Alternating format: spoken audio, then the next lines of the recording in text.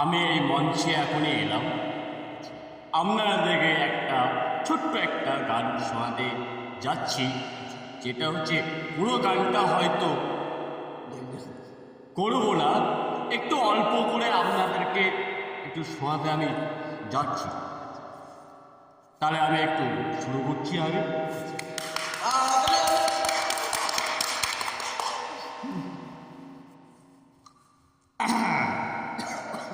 এই বলবো না গো আর কোনদিন, ভালোবাসো তুমি মোরে, বলবো না গো আর